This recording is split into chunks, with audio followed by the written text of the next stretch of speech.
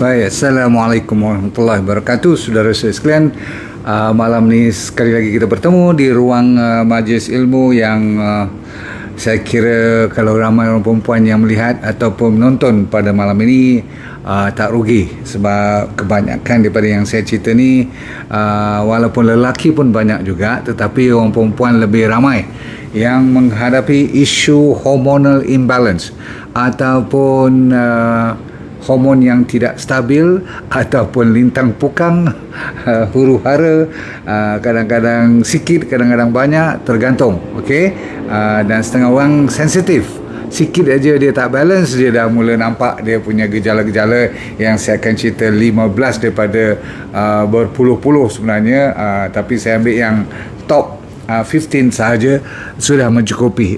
So you tolong check.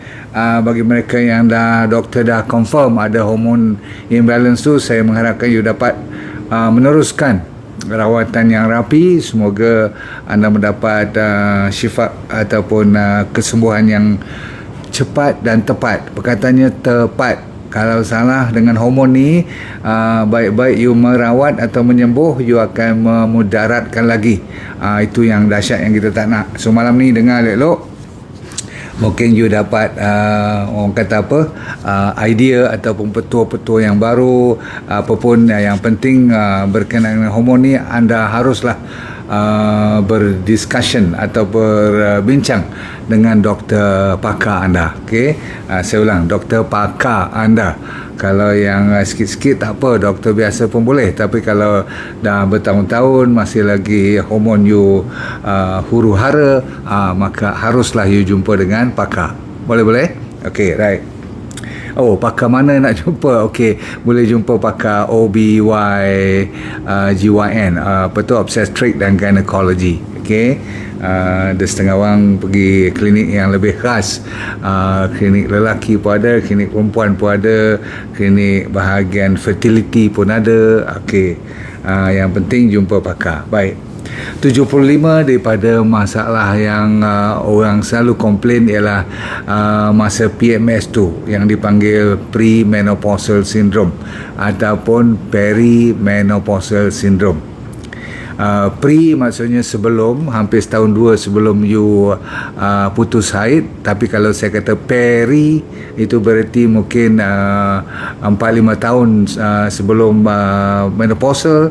Setengah orang sampai 5-10 tahun sebelum menopausal pun dah ada ciri-ciri dan gejala-gejala yang mungkin anda nak dengar ni. Nombor satu, contohnya kalau you ada masalah weight gain, yang tak boleh anda explain, tak boleh anda bagi sebab kenapa berat badan meningkat secara tiba-tiba, dan dia persistent, dia susah nak turun. You diet macam mana pun dia nampak sikit je, tapi tetap balik pada yang sama. Bahkan you akan meningkat berat badan dari semasa ke semasa tanpa you boleh bagi sebab yang utama. Ini nombor satu. Nombor dua, bukan weight gain pula, weight loss. Okey, yang lebih ramai ialah yang tingkatkan berat badan, tapi yang ada juga yang weight loss, hilang berat badan tanpa you buat diet apa-apa pun. Macam mana tu? Okey, itu pun nak kena check. Dan selalunya yang ni dia persistent, maksudnya dia tak mau, dia degil. Okey, kalau dia nak turun, dia turun, dia tak mau berhenti-berhenti. Kalau dia nak naik, dia naik je tanpa dia nak stop. Itu yang jadi risau tu kan, betul tak? Setengah orang ada risau bila dia dengar masalah ni. Selalunya dia cek thyroid dia dahulu. Anda pun boleh cek thyroid dahulu, sama ada anda ada hyper ataupun hypo. Kalau naik berat badan tu selalunya hypo lah. Kalau turun berat badan selalunya hyperthyroid. Apa pun cek dengan doktor hormon thyroid anda. Kadang-kadang muka anda akan jadi puffy. Puffy tu maksudnya jadi orang kata apa, macam bulat ataupun kembung ataupun puff, macam diinjek angin pula kat kawasan muka ni. Okey, ada setengah orang yang seterusnya yang selalu komplain ialah masalah period. Sama ada period tu terlalu heavy ataupun tak ada period langsung pun ada.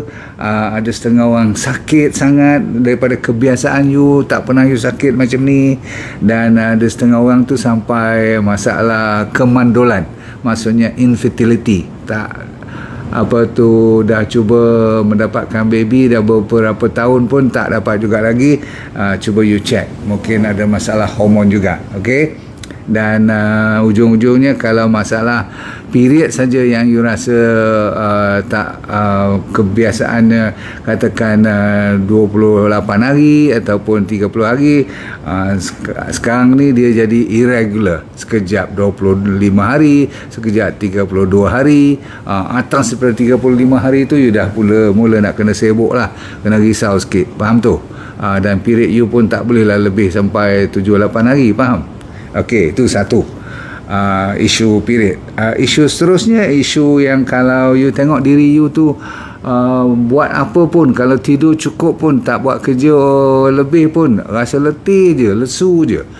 Ni salah satu daripada kemungkinan hormon anda dah terganggu. Selalunya masalah progesteron lah ni untuk wanita.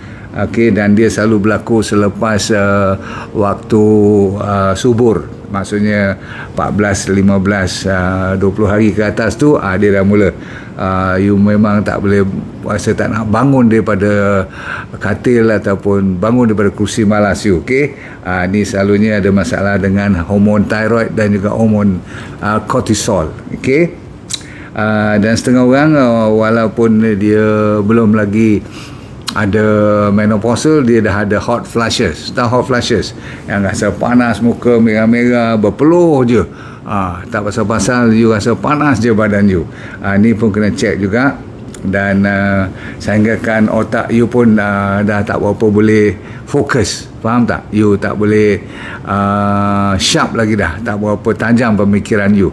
Kadang-kadang macam-macam nak terlupa juga. Tu dia panggil brain fog.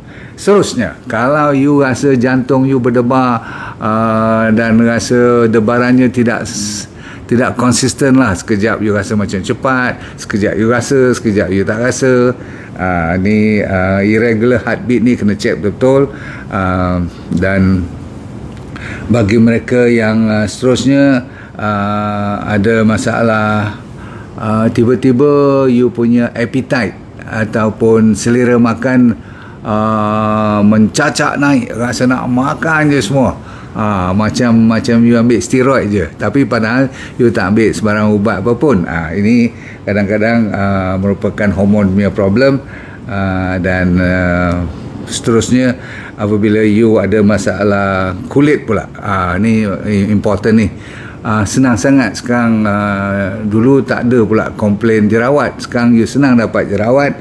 Dan ni orang panggil hormonal acne, jerawat hormon yang tak stabil, dan selalunya disebabkan oleh testosteron you dah mula kelang kabut dalam badan you. Dan kadang-kadang ada naik rambut pun, naik, orang panggil macam nampak macam bulu roma yang tebal. Ni extra hair growth ni, kalau lebih-lebihan tempat yang tak patut ada, ataupun tempat yang tak nampak dulu sekarang nampak tebal, ini hair growth ni kena jaga-jaga sikit. Selalunya kalau orang perempuan, kalau dia naik bawah-bawah dagu ni, tepi-tepi jaw ni, gaham ni, okey, you kena hati-hati. Okey, campur pula kalau you bermasalah dengan orang panggil mood swing. You punya rasa sensitif, sekejap you rasa seronok, sekejap you rasa sedih, sekejap sampai setengah tu menangis seorang diri, tak pasal-pasal, tak ada sebab. Kalau tanya kenapa menangis ni, kenapa sedih ni, tak tahu. Okey, so ini bahaya sangat lah. Okey, satu lagi masalah kebelakangan ni, you ada masalah insomnia. Tak boleh, bukan tak boleh tidur boleh, tapi you senang bangun, dan bila you bangun tu you cerah mata dan susah nak pergi tidur balik. Nampak tak? Isunya bukan isu tak boleh tidur, isunya ialah you senang bangun awal, pukul 2-3 pagi dah bangun. So kalau sembahyang tahajud pun dah 2-3 kali dah you sembahyang sunat pun tak boleh lagi, tak nampak lagi nak mengantuk dan sebagainya, nak tidur pun tak boleh. Itu dia masalah hormon sebenarnya. Okey, baik, sambung. Kalau untuk wanita pula, kalau you punya payudara dah bertukar, dari segi saiz, dari segi sensitif, kadang-kadang you rasa sakit. Jadi pihak suami harus faham kalau isteri komplain sakit ataupun ada perbezaan saiz dan sebagainya, selalunya dia membesar tanpa you sedar ataupun you heran kenapa. Ini selalunya hormon tak stabil. Untuk lelaki pula masalah mati pucuk ataupun kurang libido, ini kebiasaan hormon anda yang terganggu. Selalunya testosteron lah untuk lelaki kan.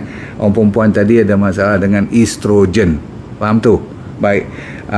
Satu lagi ialah saya kata tadi ada brain fog kan, suka macam rasa kabur pemikiran, tapi kalau campur pula dengan suka lupa-lupa ni, itu selalunya kalau umur belum orang kata apa, tak sesuai lah untuk you dapat nyanyuk kan, katakan baru 40, 50 dah mula lupa-lupa ni, you check sebelum you kata you dah nyanyuk atau rasa Alzheimer atau dementia, lebih baik you pergi check dulu hormon, mungkin boleh betulkan balik sebab ni ada kaitan dengan hormon yang lupa-lupa ni.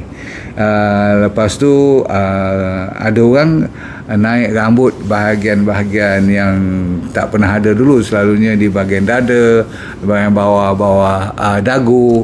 Tapi yang penting sekali ialah apabila rambut luruh, gugur. Orang yang ada hormon problem, selalunya dia ada rambut yang luruh. Orang perempuan kadang-kadang dia luruh macam lelaki, dia nak jadi botak tengah-tengah tu.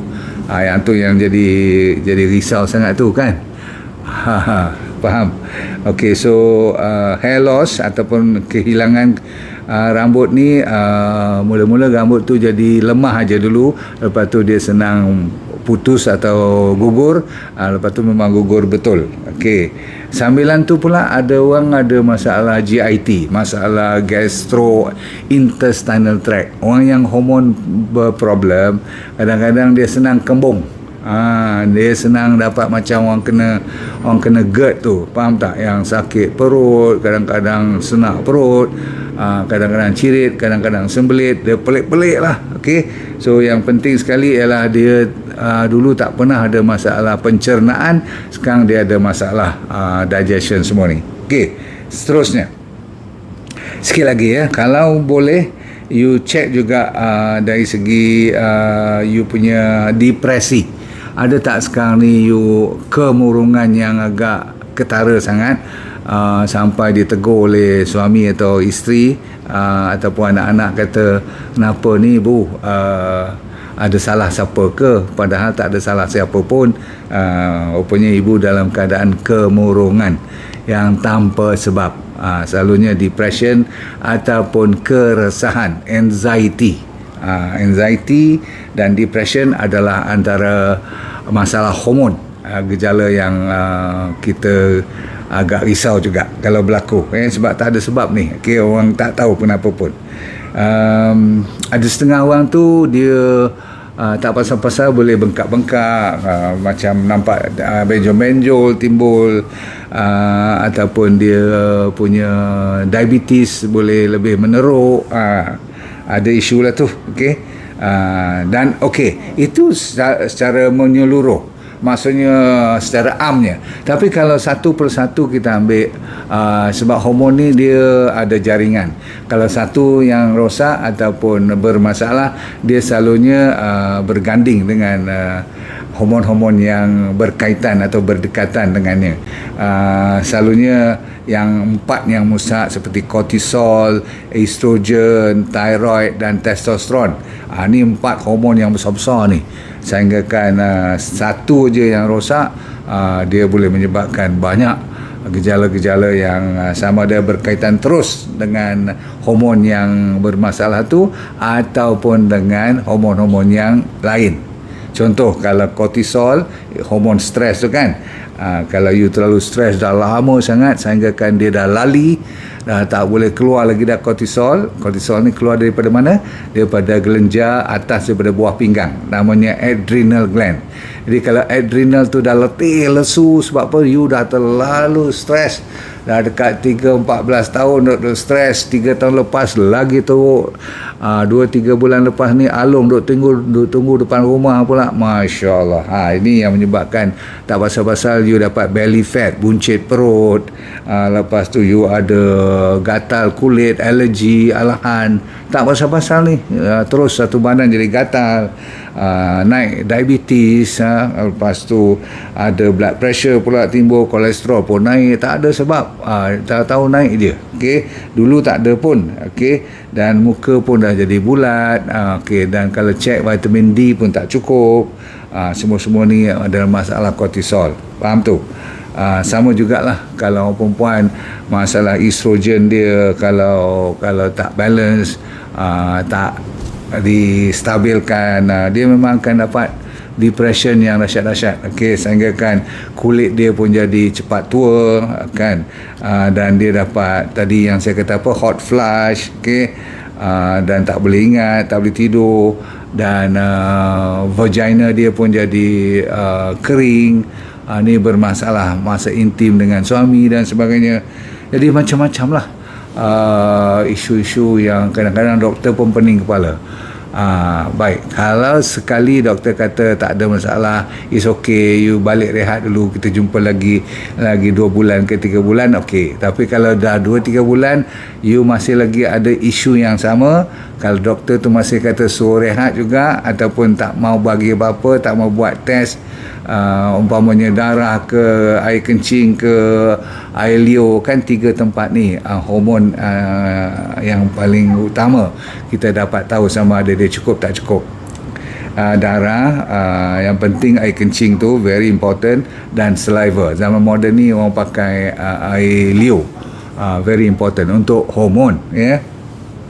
Dan kalau dia masih lagi kata, oh tak apa, balik rehat je, makan vitamin saja dah cukup, dan you masih lagi kemurungan, masih lagi malam tak boleh tidur, masih lagi ada apa orang panggil ruam, ada naik dah bintik-bintik, ada jerawat, semua tu tak usah.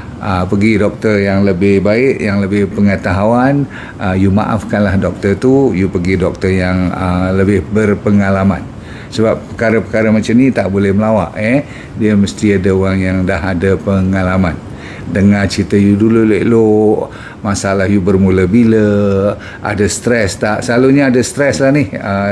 Orang yang ada hormon imbalance ni, tak mungkin dia kosong daripada stres. Maksudnya tak mungkin dia tak ada stres langsung. Kalau ia pun dia dah lupa yang dia pernah stres dulu. Faham tu? Okey, satu lagi hormon yang perlu kita ambil perhatian ialah namanya insulin. Tahu kan insulin ada kaitan dengan apa? Ada kaitan dengan gula. Jadi bagi mereka yang masih lagi suka gula, tak mau berhenti gula, semua hormon yang saya cerita tadi, awal tadi, you kena pegang isu insulin ni. Sebenarnya semuanya bermula daripada gula. Gula adalah punca utama kenapa hormon jadi tak balance. Asyik-asyik gula je salah. Nak buat macam mana? Dan Tuhan jadikan gula macam tu dia punya fitrahnya, sebab dia mengganggu banyak fungsi-fungsi, dan termasuklah hormon-hormon yang saya cerita malam ni. Gula Jadi bila gula tinggi, insulin tinggi. Bila insulin tinggi, lama-kelamaan dia tak nak dengar cakap lagi. Ingat tak? Dia jadi insulin resistant. Maksudnya bila dia dah tak mau dengar lagi, insulin nak kena keluar lagi banyak, bertebaran dalam seluruh badan. Masa itulah hormon kita pun bertaburan. Jadi masalah. So yang penting berbalik kepada asal. Sebelum doktor bagi hormon terapi ke, bagi special injection ke, bagi pil-pil, vitamin-vitamin tertentu, itu doktor punya kerja. Tapi kita pada malam ni kena berbalik kepada asas, sebab semua ni adalah fiziologi badan. Hormon kita, kerja dia orang ialah untuk mempertahankan supaya body kita ikut perintah body yang sepatutnya. Maksudnya jangan stres-stres sangat. Kalau tidur jangan tak cukup tidur macam tu. Kalau bergerak kena bergerak badan. Makan kena cukup balance, karbohidrat, protein dan fat kan. Kena jaga semua tu. Dan karbohidrat tak boleh yang refined karbohidrat, kalau banyak sugar. Jadi semua tu diet memainkan peranan yang penting. Jadi alhamdulillah kita bermula dengan D&D diet dulu, sampai sekarang masih lagi boleh dipakai.